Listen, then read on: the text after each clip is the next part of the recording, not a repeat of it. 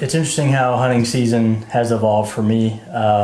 You know, starting out as a kid, deer season was basically 7 days out of the year. You know, living in Illinois, we have a 3-day gun season and then a 2-week break and then a 4-day gun season. And so that was always, to me, time that I spent with my dad. As I got older and I started to hunt on my own and I found bow hunting, you know, I didn't get to spend as much time hunting with him, although we still spend a lot of time on the farm together, you know, planting crops and then obviously trying to improve the habitat as much as we can.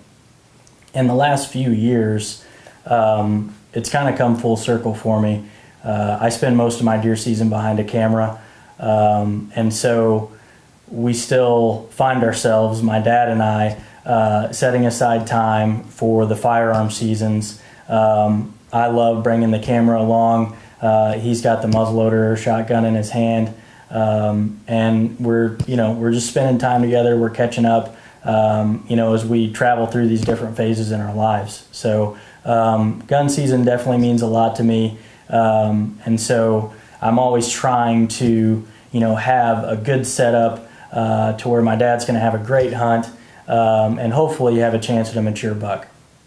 So going into hunt this year, we had done some things to improve this area.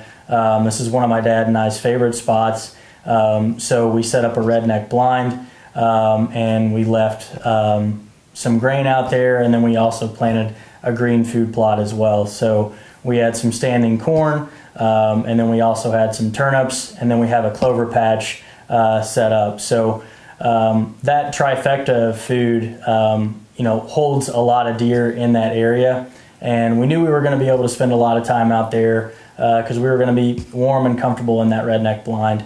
And so, you know, leading up to season, we had a lot to look forward to, and we were thankful to have at least one mature deer to go after. It's November 16th. It's the first day of the Illinois first firearm season, and Dad and I are set up in one of our favorite spots. We still got some snow cover from a front to move through last couple days. We've got standing corn, turnips in front of us, clover just a little bit farther out, and we're basically surrounded by bedding. It's been a good sit so far. We've seen several young bucks, we've seen a few does, and actually the buck we're after, we've got one 5.5-year-old deer on camera this year. The buck we're after just came trotting through a few minutes ago. Couldn't get him stopped. He kind of got freaked out. Some turkeys kind of fluttered at him, and he kind of ducked into the woods, but he had his nose down, looked like he was dogging a doe pretty hard. So hopefully he's going to make his way back out here this morning or maybe this evening, but we've got high hopes. The movement's been great, and we think we're in for a pretty good sit today.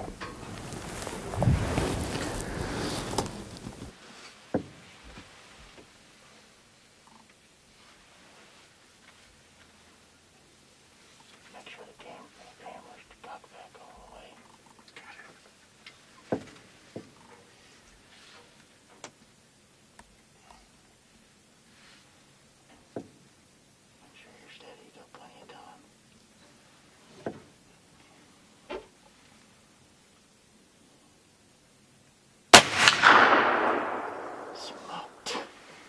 Smoked. Well, Dad just smoked the buck we were after, so we're packing up and gonna go take a look at him. He dropped him right in his tracks, so kind of had some camera angle difficulties, but we were able to get the shot, and so we're pretty pumped. That was the deer we're after. So first morning, just a couple hours in, and we've already got a great buck down. So there's nothing better than coming up with a plan, going after your target buck, food plot architecture, passing a lot of young deer, and then having it all culminate with a shot at a buck you're chasing. So really excited. So we're gonna get down and get our hands on them. Ready? Ready to go? Yep.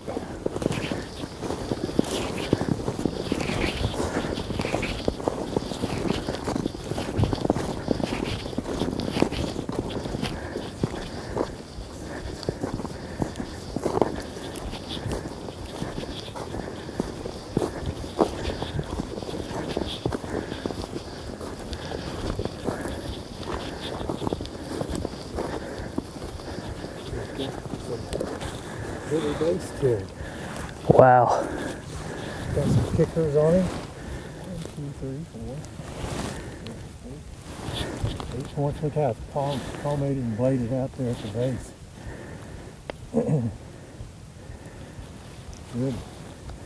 Good mature buck. Wow. Yeah. Look at that base. Look at the mass. That's what I was looking at now. Gosh, right there. Can't hardly get my thumb and Unbelievable. middle finger to get together. Got a bunch of little stickers there. Look at the size of his body. I know. Great shot. Just perfect. Unbelievable. It's a lot bigger than what I thought.